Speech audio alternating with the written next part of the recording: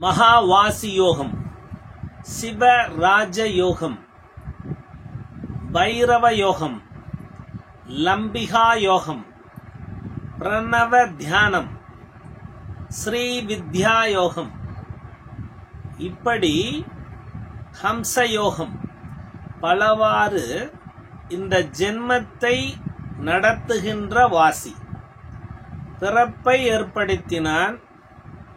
விண்ணுலகத்தில் இருக்கின்ற அத்தனை கூட்டத்தின் மின்காந்த ஓட்டம் அதனுடைய மையப்புள்ளி. இந்த பிரபஞ்ச அண்டத்தின் மையப்புள்ளிதான் வாசி. எல்லாத்துள்ளும் இருக்கின்ற மையப்புள்ளியே வாசி. இரண்டு தன்மையில் கொண்ட வா என்ற காற்றுக்குள்ளே கலந்திருக்கின்ற நெருப்பான சி என்ற ஜீவன், நெருப்பு தத்துவம், காற்று தத்துவம், வாசி, சிவா என்று சொல்வார்கள். இந்த சிவராஜ யோகம் என்பது பிறந்த கதி, அந்த மூச்சின் கதி தானாக அகரமாக உகரமாக இடையிலே ஜீவனையும் பரமாத்மாவையும் இணைக்கின்ற இம் என்ற மந்திரம் தன்னுள்ளே கதியாக இம் என்று இயங்குகிறது. அந்த இம் உள்ளுக்குள்ளே கதியாக நம்மளை விழிக்க வைக்கிறது, தூங்க வைக்கிறது, எல்லா உறுப்புகளையும் தன்னிலையில் இயங்க வைக்கிறது.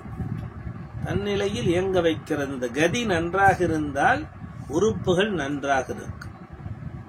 இந்த மூச்சின் கதிதான் முக்கியம். கதியிலே ஒரு ஓட்டம் தடைபட்டால் நோய். இந்த கதியிலே ட்ரபிள், உச்சி முதல் பாதம் வரை கதி கதாகதம், அந்த மனதின் கதி, ஜீவனின் கதி, மூச்சின் கதி, பிராணனின் ஓட்டம் தடைபட்டால் நோய். அப்ப மூச்சை பிடித்து பழகு, பேச்சை குறித்து மூச்சை கவனி. இந்த வாசி யோகம் என்பது பிறந்தது முதல் இறக்கும் வரை நடந்து கொண்டுதான் இருக்கிறது. உலகத்திலே இருக்கின்ற பஞ்சபூதத்தின் விகிதாசாரங்கள், ரசகந்தி என்ற ரசவாத கொள்கைகள், சிவன் சக்தி ஆண் பெண் என்ற ரசவாத கொள்கை, பலதரப்பட்ட வேதியியல் மாற்றங்கள் அத்தனையும் வாசி யோகமே. காணுகின்ற, அறிகின்ற, நுகர்கின்ற, பேசுகின்ற அறிவுபூர்வமான புத்தி மார்க்கம் அத்தனையும் வாசி யோகம்.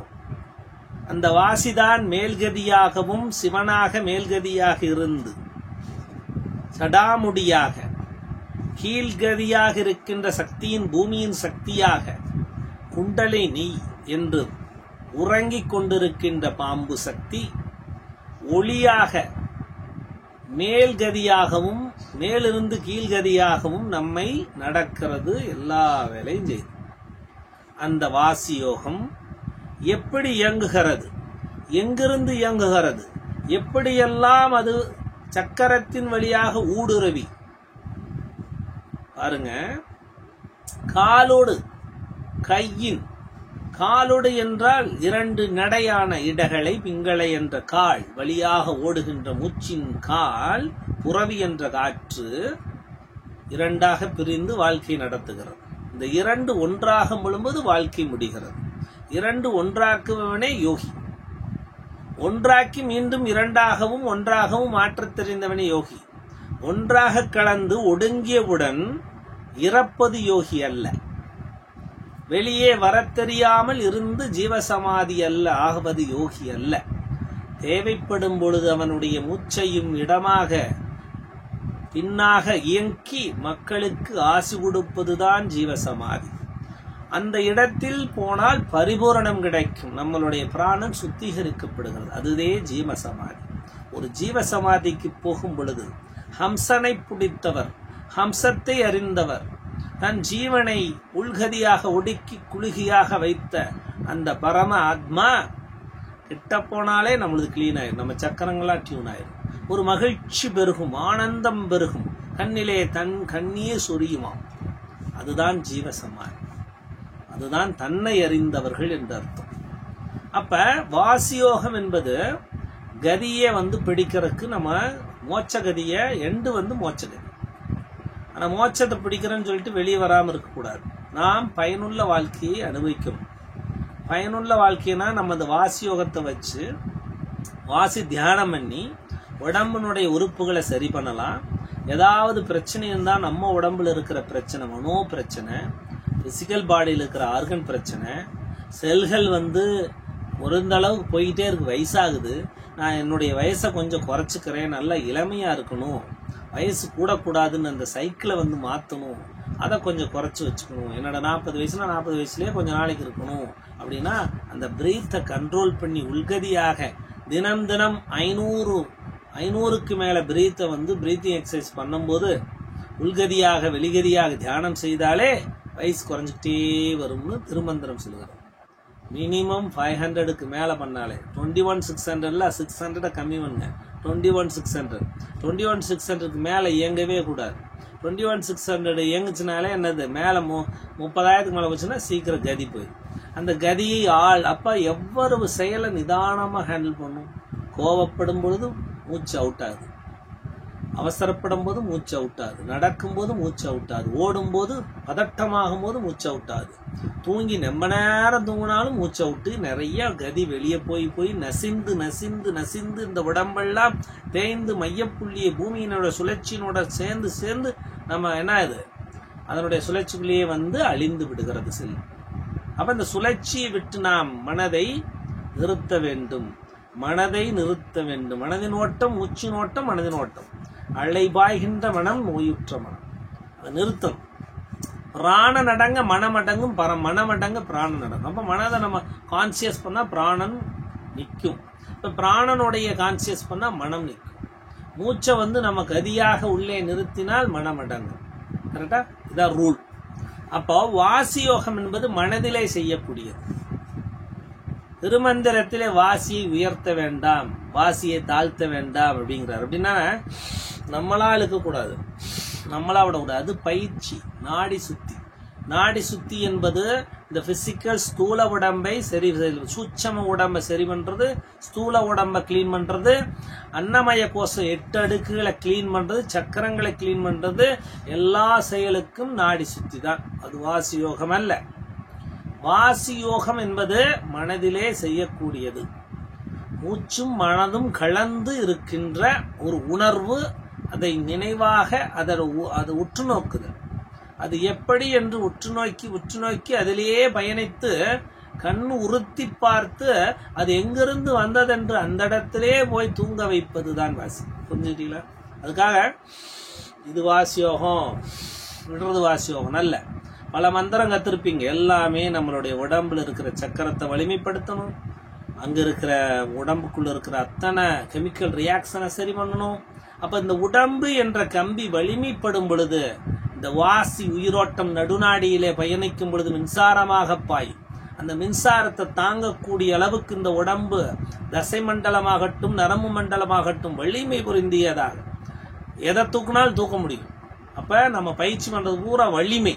உடம்பை வலிமைப்படுத்தி எல்லா செல்களும் பிராணமயமாக வலிமைப்படுத்தி, அப்ப எந்த செயலுக்குமே அந்த பிராணனை இழுத்து ஹோல்டு பண்ணும் போது வலிமையான. புயல் அடிச்சு தூக்குது, எவ்வளவு பெரிய மரத்தை தூக்குது இல்ல, அதன் வலிமை பாத்தீங்களா? அப்ப காற்றினுடைய வலிமை தெரியுதா? அப்ப அந்த காற்றுக்குள்ளே இருக்கின்ற ஆற்றல் எவ்வளவு ஆற்றல். அப்ப அந்த ஆற்றலை நாம் அதன் மையத்தை உணர்ந்து அதுக்குள்ள இருக்கிற ஆற்றலை உள்கதியாக உணர்வது, ஆனந்தம் அடைவதுதான் வாசி. இந்த வாசியை பிடிச்சு அதுதான் வாசின்னு ஆனந்தம் கொண்டு அது களிப்பு வரும். புள்ளினும் மிக்க புறவியை மேற்கொண்டால் கல்லுண்ண வேண்டாம், தானே கழிதரும் என்று சித்தன் சொல்கிறார். தானே கழிதரும், ஆனந்தம் கொடுக்கும், பரவசம் அடையும். எப்படி மயில் எப்படி மலைக்கு அப்படியே ஜிலு ஜிலுன்னு இது பண்ணுதோ அது பரவசம் அடையும். சரிங்களா? அந்த வாசி யோகங்கிறது கவனித்தல், மூச்சை கவனித்தல் தான் வாசியம். தெளிவா புரிஞ்சுக்கணும். அது மந்திரத்தினோடு சேர்ந்து நாம் உள்கதி வெளிகதியாக நாம் பயணிக்கும் போது குண்டலினி வெளிப்படையும். குண்டலினி வெளிப்படைந்தால் சீரும் பாம்பு மேலாக வரும் பொழுது காலோடு கையோடு, கால் என்றால் மூச்சு, கை என்றால் கண்ணின் விழிக்குள்ளே இருக்கின்ற நரம்பு. அந்த விழிக்கு இருக்குல்ல, அதான் கண். கையினான் 2 கண்ணுன்னு அர்த்தம். அதுக்குள்ளே பிராணன் எப்படி போகுமாம்? தாமரையின் நூல் இருக்குல்ல, அதனுடைய நடுவிடையே கண்ணின் நடுவடைய உள்ளுக்குள்ள போனீங்கன்னா, கண்ணுடைய உள்ளுக்குள்ள போனா பிச்சுட்டி நெற்றிக்கண் இருக்கும் அப்படியே. அப்ப மூச்சுடன், அந்த மூச்சு காற்றுடன், காலோடு கையுடன். அப்ப கால் என்றால் மூச்சு. இந்த மூச்சுடன் சேர்ந்து என்ன பண்ணும், மூச்சின் கதியோட அந்த மந்திரத்தை கண்ணுக்குள்ள என்ன பண்ணும், உள்ள போற மாதிரி நினைச்சு ரெண்டுமே ஒன்றாக பாவிக்கணும். புரியுதுங்களா? அதான் ரூல். அப்ப மூச்சு போகுது, கண்ணை நான் நினைக்கிறேன், உள்கதியாக நினைத்து உள்முகமாக நாம் போகுதல். உள்ளே 3 அங்குலம் உள்ளே போகணும். 3 அங்குலம் உள்ளே போனால் என்ன ஆகுது, அங்க இருக்கிற ஒரு ஆற்றல் ஒளிய நெற்றிக்கண்ணை பார்க்க முடியும். அப்ப அதுக்கு கதியாக நாம் மேலும் கீழுமாக உள்ள குண்டலினி என்ன பண்ணும், கான்சியஸ் பண்ணி அங்க ஊதும். அங்க ஊதும்போது குண்டலினி மேலாக தாமரையின் நூல் போல பறந்து, எப்படி தாமரைக்குள்ள நூல் நூலா இருக்கும் அது போல இடையே அப்படியே நூலாக மேலே வருமாம். நாடி உள்ளே நுழையுமாம். அந்த நாடி அப்படி போகுமா. அப்ப இந்த 2 நாடியானது ஒன்று சேர்ந்து இந்த கண்ணுக்கு இடையில இருக்கிற அந்த உள்ளுக்குள்ள போனா அந்த நாடி எப்படி போகுமா, இடதும் பிங்களையும் சேர்ந்தாய் ஒரு துணூடு தாமரையோட வெட்டி கட் பண்ணி பாருங்க, ஒரு நரம்பு போகும். அது போல உள்ளே ஊதி போகுமாம் வாசி. புரியுதுங்களா? வாசினா ஷார்ப்னஸ். அப்ப மூச்சை ஷார்ப், அப்படியே ஷார்ப் தீட்டம்.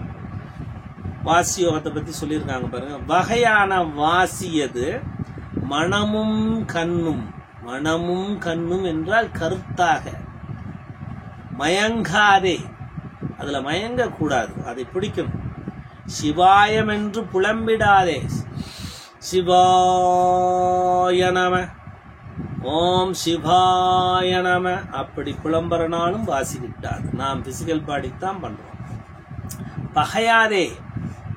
அச்சரங்கள் 51, அச்சரங்கள் 51 பரிபாசையா உரைத்தன் நாம பேதங்கள் அத்தனை உரைக்கப்பட்டு விட்டது. திகையாதே, அதனால் அதுக்காக திகைக்காதே.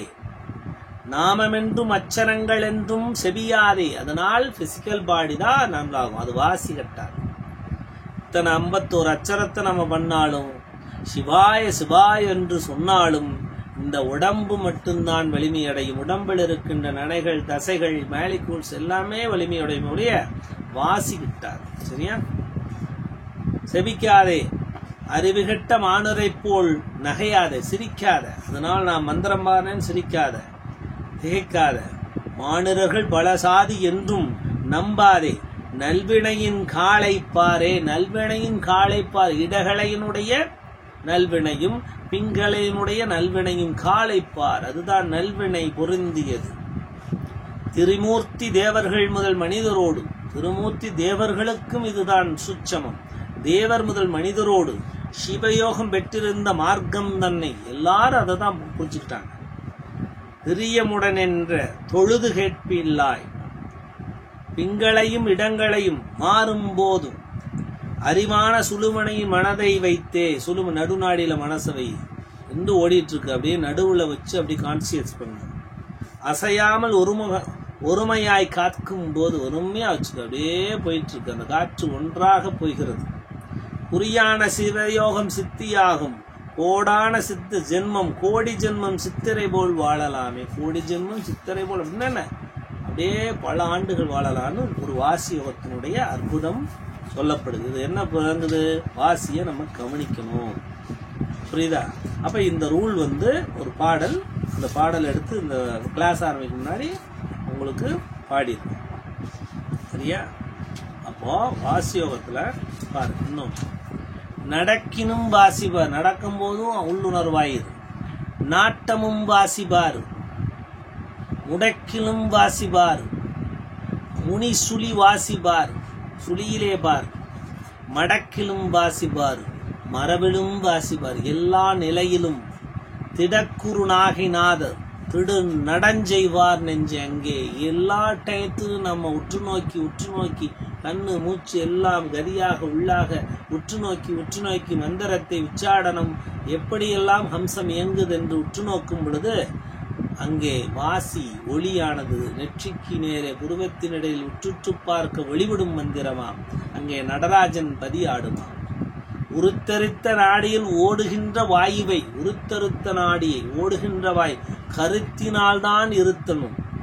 கபாலமேற்ற கருத்தினால் நிறுத்தி கருத்தினாய் மனதை வைத்தந்த காற்றின் ஆற்றல் எப்படி போகிறது என்று கவனித்து கவனித்து கபாலம் ஏற்ற வள்ளீரேல் விருத்தரும் பாலராவார், வயதானவரும் இளமையாக மாறுவார், மேனியும் சிவந்திடும், அருள் தரித்த நாதர்பாதம் அம்மை பாதம் உண்மையே. சிவவாக்கியர் வாக்கு.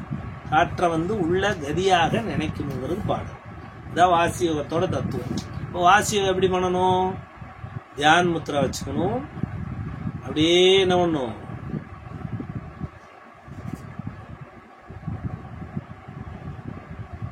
கவனிச்சுக்கிட்டே இருக்கணும். புரியுதா? அதுதான் வாசியோகம். வாசியோகம் இந்த படத்தை போட்டிருக்கேன் பாருங்க. லெஃப்ட் சைடு ஒரு பாம்பு சுருண்டு இருக்கு. அது குண்டலினியில பாம்பு அடங்கி கிடக்குது. அம் என்ற மூச்சு மூலாதாரத்தில் இழுக்கணும். அம்னு இழுக்கணும். ஓகே, மந்திரம் சொல்லியிருக்கேன். தூங்கும் குண்டலினி மூலாதாரத்துல சக்தியினுடைய மையம். அடுத்து பாருங்க, என்று ரேசிக்கிறேங்க நெத்தி பொட்டுல. சரியா? 2 கண்ணோட சேர்ந்து ரேசிக்கணும். பூர்வ மத்தியில இதுதான் வாசி மந்திரம். அதான் ஹம்ச. ஓகேவா? அதைத்தான் அப்படி ஹம்சன்னு போட்டிருக்கேன். இது நல்லா பாருங்க. கீழக்கு குண்டலினி அப்படியே மேல போகுது. 3 மந்திரம் போட்டிருக்கேன். சிங்குன்னு இழுத்து அங்குன்னு வச்சு வங்குன்னு விடலாம். ஹம்ச ஹம்சன்னு நினைக்கலாம், உம்னு நினைக்கலாம். எது பிரியமோ அதை பண்ணலாம். அப்படியே வச்சுட்டு அந்த மந்திரம் மறைந்து போக வேண்டும். அதான் ரூல். உச்சிக்கு கீழே உன் நாக்குக்கு மேலு, உச்சிக்கு கீழே உன் நாக்குக்கு மேலே நிதம் வைத்த விளக்கு ஒன்று உள்ள இருக்கு. எரியுதடி அச்சுள்ள விளக்கது, வாழையடி அவியாமல் எரியுது. வாழைப்பெண்ணே அதுக்குள்ள இருக்கு. உள்ள போனாலும் இங்க போனாலும் கண்காது மூக்கு செவி கூடும் இடத்திலே அண்ணாக்குன்னுள்ளே ஒளிவிடும் மந்திரம் உள்ள சென்ட்ரல் இருக்கு. அது கண் கருவெளி வழியே பாயும் பிராணம். இப்படியே என்ன உட்காந்துட்டு சிவன் உட்காந்துருப்பார். பார்த்துருக்கீங்களா? உன்னுடைய நுனி, நாசி நுனி. சரியா? நாசி நுனி, காற்றினுடைய கண்ணுக்குள்ள போற அந்த பிராணனுடைய நுனி இங்க போய் சேருமா உள்ள. அப்படியே சீச்சக்கரம் தான். நெருப்புங்கிறது எங்க இருக்கு? நெருப்பு எங்க இருக்கு? கண்ணுக்குள் இருக்கிறது நெருப்பு. என்ற ஆற்றல் கண்ணிலே இருக்கிறது. கண் பார்த்துதான் நெருப்பு அவை எங்குது. அப்ப கண்ணு தான் நெருப்பு, சக்கரம். அப்ப நெருப்பு என்ன பண்ணும்? நெருப்பையும் காற்றையும் இணைக்க வேண்டும் என்றால் மூக்கினே நடையாக ஓடுகின்ற அந்த களை என்ற கால் என்ற இடகளை பிங்களையை என்ன பண்ற? கண்ணோடு சேர்ந்து என்ன பண்ணும்? உள்ள போகுது, வெளியே வருது. உள்ள போகும்போதே கண்ணுடைய வெளியே உள்ள போறேன். 3 அங்குலத்துக்குள்ள போறேன், வெளியே வரேன். இப்படியே கதாகரம் பண்ணும். அதுக்கு பயிற்சி தான். மேலிருந்து உள்ள கதியாக போய் கீழே குண்டலினி அடிச்சு வெளியே அந்த இடத்துல படுற மாதிரி நினைக்கணும். ஓகேவா? நாமம் திருப்பதி வெங்கடாஜலபதி நாமம் போட்டுக்கலாம். அந்த இடம் அழகாக, அதான் அந்த நாமத்தின் ஒளி நாமம். ஓகே. நெற்றிக்கண், பெட்யூட்ரிக்கண், ஞானக்கண், 2 கண்வெளியிலே பாயும் சக்கரம். சோமச்சக்கரம் பேணியர்கள், அங்கதான் மையப்புள்ளி. மனோன்மணியும் பிராணனுடைய இருப்பிடம், சூட்சம பிராணன். சகஸ்டர உச்சிக்குழி, 1008 இதழ் தாமரை உச்சிக்குழி. நெற்றிக்கண் வெளிப்படைய நாடிகள் வலிமையடை. நெற்றிக்கண் வெளிப்பட நாடிகள் வலிமையடை. மேதை நாடி உண்டாகி, நல்ல இதை கான்சியஸ் பண்ணிக்கிட்டே இருந்தீங்கன்னா என்ன ஆகுது? மேதை நாடி உண்டாகி ஞானக்கண் உருவெடுக்கிறாம் நெற்றிக்கண்ணில. இதுவே ஆணையாகி அக்னச்சக்கரா. ஆணையாகி அக்னச்சக்கரா. இடுப்புக்கு கீழே சிறுநீர் துவாரத்திற்கும் மலத்துவாரத்திற்கும் இடையே உள்ள மூலாதாரத்தில் ஊறும் மொழி குண்டலினி சக்தி. இவ்வுடல் வாழ்க்கையை உலக வாழ்க்கையும் செம்மைப்படுத்துகிறார். கதாகதம் சக்தி. உச்சியில் உள்ள சிவமுடன் பயணம் செய்து கொண்டே இருக்கும் கதாகத சக்தி தான் குண்டலினி சக்தி. சரிங்களா? படம் போட்டிருக்கேன் பாருங்க. நிறைய படம் அனுப்புறேன். குண்டலினி சக்தி முதுகுத்தண்டு எலும்புக்குள்ளே மிகச்சிறிய துவாரத்தில் உள்ள கூடிய பிடரி பின்புறத்திலே இருந்து அப்படியே பின்னாடி போய் இங்க பிடரி போகும். சிரசின் நடுவிலே இங்க உள்ள போயிச்சா 3 அங்குலம். சிரசின் நடு உச்சி மண்டை ஓட்டுக்குள் உள் வழியாக அக்னா, இதுக்குள்ள போனா அக்னா 3 அங்குலம். அக்ன வரை இருந்த ரோம பாதையிலே குண்டலினி பாம்பு ஹம்ச என்ற மந்திரத்தால் என்பதால் பாம்பு மேல் நோக்கி என்ற மந்திரம் சொல்லிட்டேன். இழுத்து கீழே அப்படியே முதுகுத்தண்டு மூலாதாரத்தில் வைக்கிறேன். அப்படியே மேல அப்படி என்று ஊதுறேன்.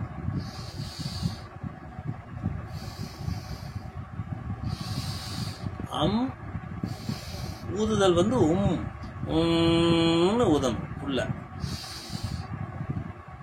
வச்சுக்கிறேன். அம்முன்னு வச்சு அங்கேயே தியானிக்கிறேன். முதுகுத்தண்டு வழியா பாம்பேறி ஊதுது. என்று நெத்திப்பொட்டில் வந்து ஊதுது இடையில் வழியா.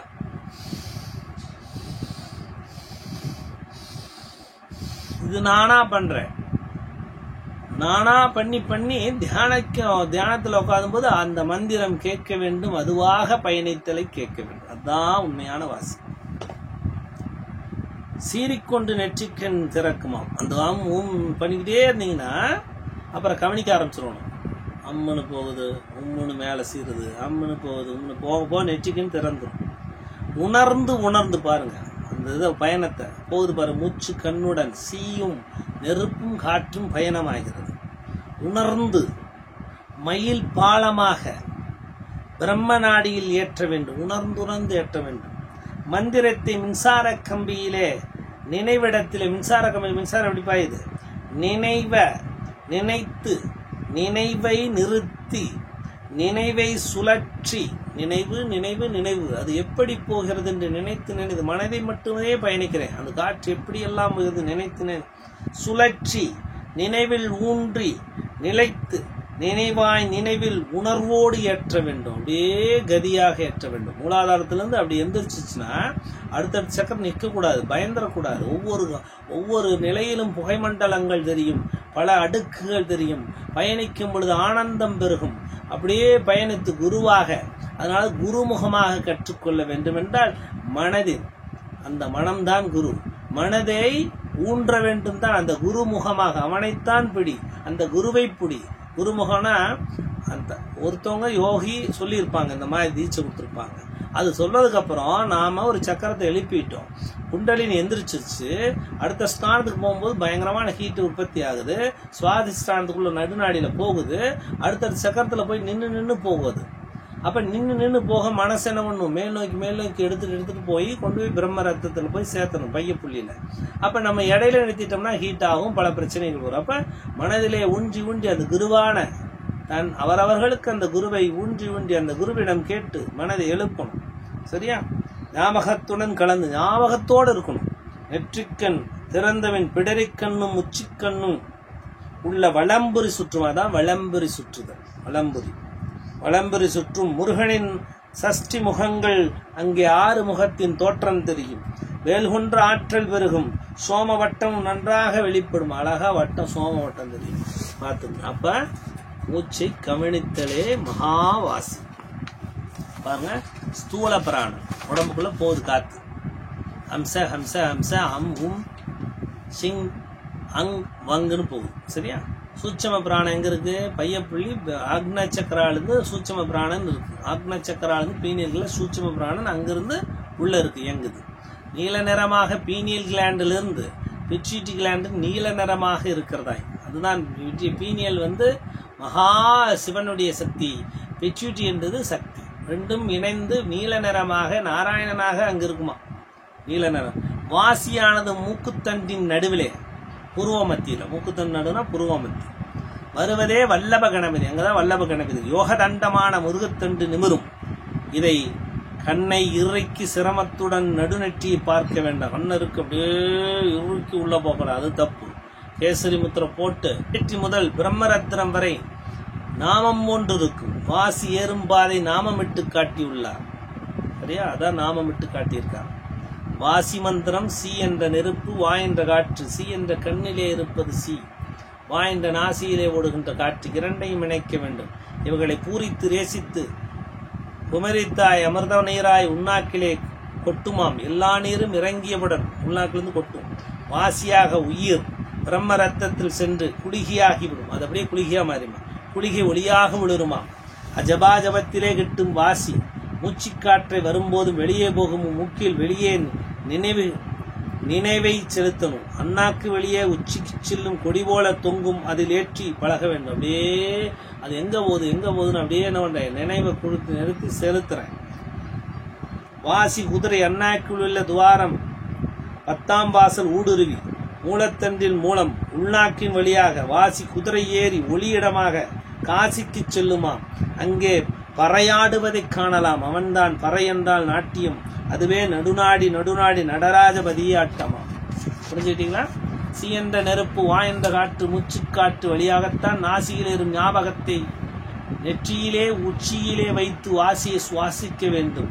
சுழுமணியை கடத்தி செல்ல கபமான யமன் அற்று விழுமா. இதை பண்ண பண்ண பண்ண சளி வந்துகிட்டே இருக்குமா.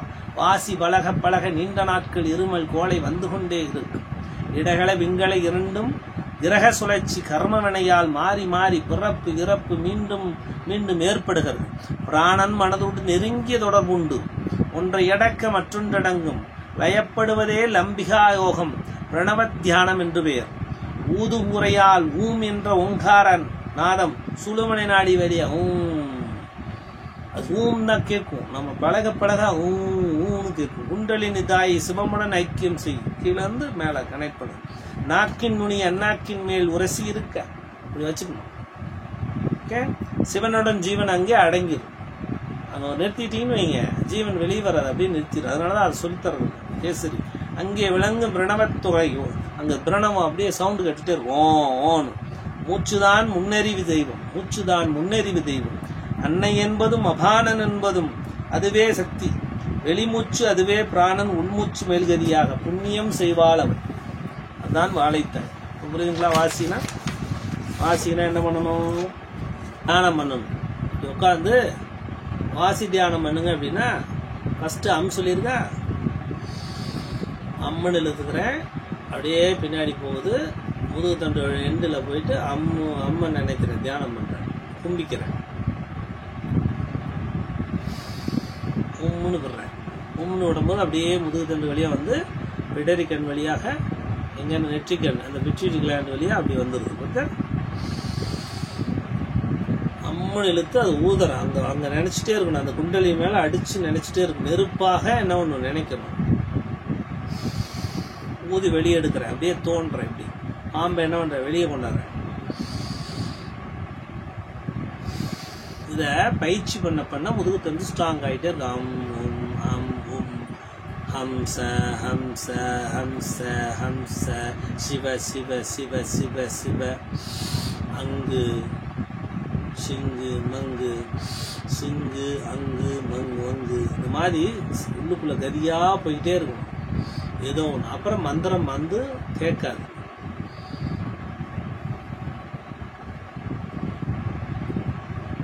அப்படியே கதி மட்டும்தான் ஓடும். அந்த கதியை கவனிக்கணும். உள்ள போறத அப்படி பின்னாடி போறான், கீழே போய் டச்சாரான், அங்க ஒளி கொடுக்குது, அப்படியே வரேன். இந்த கதியை கவனிக்க கவனிக்க கவனிக்க அந்த உடம்பு தண்டுல கவனிக்க கவனிக்க கவனிக்க ஆற்றல் பெருகும். அந்த கவனிப்பை நம்ம உடம்புக்குள்ள எங்க வேணாலும் செலுத்தி பழகலாம். கை விளங்கலையா, கையில வந்து கவனிக்க கவனிக்க கவனிக்க கையும் வாய் வெங்கு இருக்கோ பிராணன் அங்கு இருக்கும், பிராணன் எங்கு இருக்கோ வாய் வெங்கு இருக்கும், ஓட்டம் நடக்கும். இந்த கை விளங்கல அப்படின்னா இதை கவனிக்க கவனிக்க இது வேலை செய்யும். சரியா? அதுக்கு மந்திரம் யூஸ் பண்ணிக்கலாம். மூச்சு பாருங்க.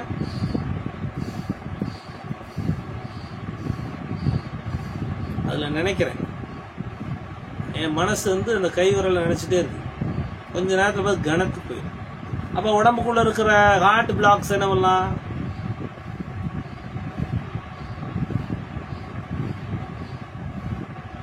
கொஞ்ச நேரம் அதை கவனிக்கிறேன். ஹார்ட் உள்ள போயிடுறேன், ஹார்ட்டுக்குள்ள போயிடுறேன். அப்படியே அதுக்குள்ள எல்லாமே ரிமூவ் ஆயிடுது. ஒரு பிளாக்கேஜ் இல்லை, அப்படியே அற்புதமா இயங்குது. உடம்பு ஊரா சப்ளை பண்ணிட்டு இருக்கான். தடங்களே இல்லைன்னு நினைச்சிட்டே தியானம் பண்ணிட்டு என்ன பண்றேன், அப்படியே தூங்குறேன். அவ்வளோ ஹார்ட் ரெடி ஆயிடும். இதை நம்ம பழகணும் ஃபர்ஸ்ட். அதுக்கு தான் அம்முன்னு இழுக்கிறேன், ஹோல்டு பண்றேன்.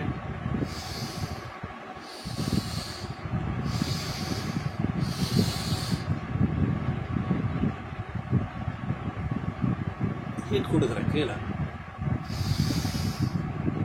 கை தவிர்த்து வெளியே விடுறேன். இந்த புள்ளி திடீர்னு வரும். ஆனால் பழகணும், விட்டு விட்டு பழகணும். நாடி என்ன பண்றேன், கிளீன் பண்ணிட்டே இருக்கு. முதுகு தண்டை கிளீன் பண்ணி ஹீட் ஏறும். ஹீட் பண்ணதுக்கப்புறம் அப்புறம் கவனிக்கணும். அப்பதான் அந்த பாதை தெரியும். நம்ம ஹீட் கொடுத்து கொடுத்து மந்திரத்தை உச்சாரணம் பண்ணி பண்ணி பண்ணி பண்ணி பண்ணி பண்ணி அப்புறம் உட்காந்து கவனிக்கும் போது ஓங்காரமா தெரியும். ஓடி மேல அப்படியே வந்துச்சுன்னா இங்கிருந்து கூடி நெற்றிக்கண்ணு திறந்துடும். அப்புறம் அங்கே அதுக்காக அந்த அளவுக்கு பண்ணணும். நமக்கு ஆற்றல், நம்ம முதுகுத்தண்டை சரி பண்ணலாம், நரம்பு ரெடி பண்ணலாம், தசையில் ரெடி பண்ணலாம், வயிற்றை ரெடி பண்ணலாம், நம்மளோட செயல்களை ரெடி பண்ணலாம். ஏதாவது வேணும்னா நம்ம தொழிலை ரெடி பண்ணிக்கலாம், ஜாதகத்தை மாற்றலாம். கிரகம் வேலை செய்யாது. வாசி யோகத்திலே சரணாடியை கரெக்டாக பண்ணினா கிரகம் வேலை செய்யும். சரணாடி கரெக்டாக வச்சிருந்தீங்கன்னா இதுதான் சரவாசி அப்படின்னு சொல்லுவாங்க. அதனால் கரெக்டாக வச்சுக்கோங்க. 7 நாள் கிரகத்தை கரெக்டாக வச்சுக்கோங்க, ஜாதகம் வேலை செய்யாது. எதை வேணாலும் நம்ம அப்போ இந்த பல மந்திரங்கள் சொன்ன அத்தனையுமே ஆற்றலை பெருக்கக்கூடிய ஒன்றா எடுத்து பழகுங்க. பழக பழக பழக நமக்கு பேச்சாற்றல் கிடைக்குது, அறிவாற்றல் கிடைக்கிறது, புத்தி உள்ளுக்குற ஆற்றல் பெருகுது. எதை வேணாலும் நம்ம என்ன பண்ணலாம், ஹேண்டில் பண்ணலாம். எப்பயுமே டயர்ட் ஆகாது, செயலை வெற்றி அடையலாம். அதனால வாசி தியானம் என்பது கவனிக்கிற, உள்ளுக்குள்ள போய் கவனிக்கிற 3 அங்குலத்தில் ஃபர்ஸ்ட் கீழையும் மேலையும் பண்ணிக்கிட்டே இருக்கிறேன். அப்புறம் என்ன பண்ணுறேன், உள்ளே போயிட்டே இருக்குது. கண்ணோட என்ன பண்ணுறேன், கண்ணை என்ன பண்ணுறேன் அப்படியே உள்கதியாக அதுக்காக இப்படி போட்டு அழுத்தக்கூடாதுன்னு சொல்கிறாங்க. அப்படி சிவன் பாருங்க, சிவனோட ஃபோட்டோ எடுத்து பாருங்க, அப்படியே மேலோட்டம் பண்ணுங்க. சரி, இது விவேகானந்தர் ஃபோட்டோ எடுத்து பாருங்க, அப்படியே இருப்பேன். கண்ணுக்குள்ள காலோடு கையுடன் தாமரை நடுவிடையே தாமரை நூல் போல் நாடி நுழைந்ததுக்குள்ள போகுமா. சுட்சம சரீர சிவாங்கிறது உள்ள போய் 3 அங்குலத்தில் அப்படி போகும்போது அப்படியே ஆற்றல் கீழே இருந்து ஒரு மேலே கனெக்ட் ஆகும். அப்போ ஆற்றல் மேலே அப்படியே கனத்து போயிருக்கா. அப்படி பண்ணிகிட்டே இருங்க. கனத்து கொஞ்சம் நேரம் பண்ணுங்க, 20 நிமிஷம் 24 நிமிஷம், அதுக்கு மேலே பண்ண வேணாம். கதியை பண்ணிட்டு வெளியே வர தெரியலன்னா பிரச்சனை. அதனால 24 நிமிஷம் உடம்பை ரெடி பண்ணுறதுக்கும், உடம்பு ஆற்றலுக்கும், நோயை ரெடி பண்ணுறதுக்கும் பழகும். சரியா? வேற எதுக்காகவும் பழகக்கூடாது. குடும்பத்தை நலனுக்காக பண்ணலாம், தொழிலுக்காக பண்ணலாம். நான் சிவகதி பண்ணுறேன் அப்படின்னே வாசி ஒரு 2 மணி நேரம் அப்படியே பிடிச்சிட்டே கவனிச்சுட்டே இருந்து அவர் உள்ள போய் குளிகின்னு போய் வெளியே வர தெரியலன்னா சிவ சமாதியாக்கி க்ளோஸ் பண்ணிக்குவோம். சரியா? அது வேணும், தேவை. அதனால தான் நான் சொல்லித்தரதே இல்லை. ஓகே, நன்றி.